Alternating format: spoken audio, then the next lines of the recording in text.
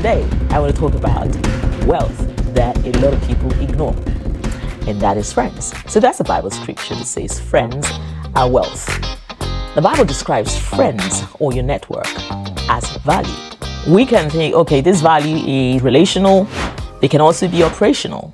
So relationally, there are benefits we get from companionship with friends, but also there are operational aspects of it that yields economic value to us. You see, most people look at their bank statement to be able to predict their future. If you're looking at your bank statement, you are looking in the wrong place.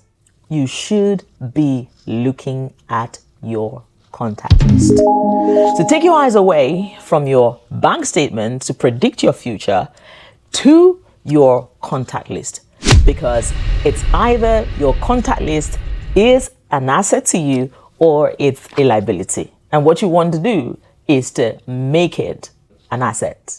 Oh, Shirley, are you suggesting that I use people? No, you're not using people. I'm just saying to you that you are exchanging insights, energy, and actions. This is what network simply means.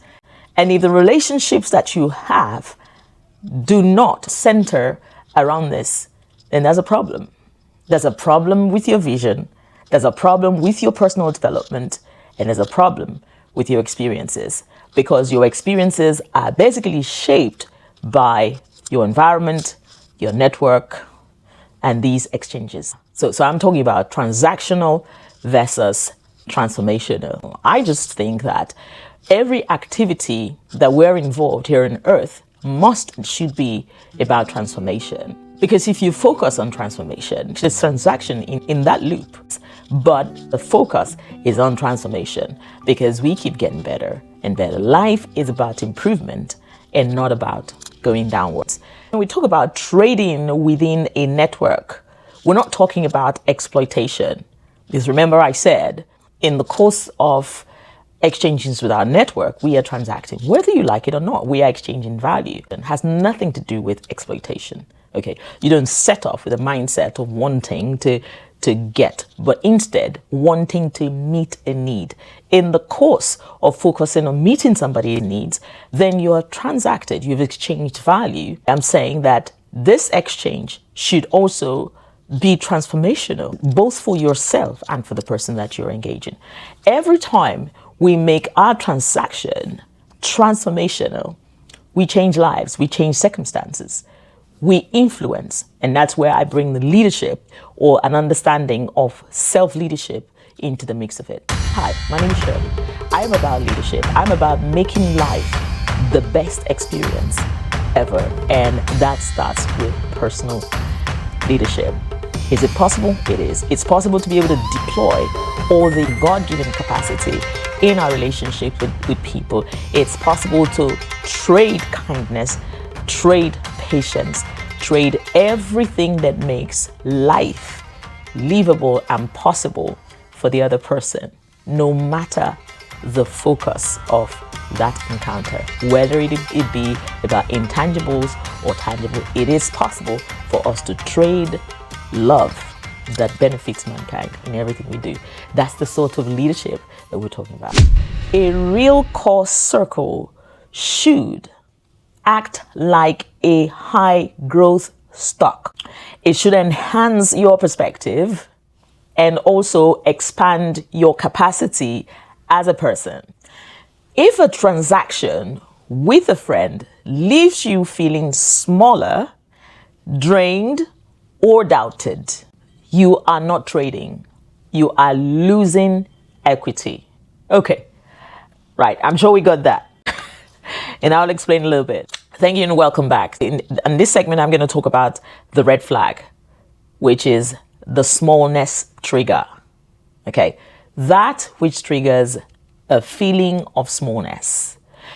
And don't get me wrong, there are a lot of reasons why this can happen. I want to keep it simple, and largely because what happens in the human brain is not a result of just one neurological path or pathway, but a lot of it coming together and giving you a prediction. But I want to focus on communication exchange within your circle and how it can trigger the smallness feeling. Okay, now you need to pay attention to the vocabulary of your inner circle.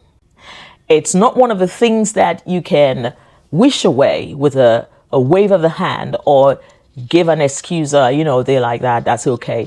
It is not okay, because you have one life to live, and you have to, with everything in you, protect the life that you have and be able to live at the maximum level, not just for your sake, but for the sake of generations after. And at the end of the day, you are either a personal value to your community or you're not.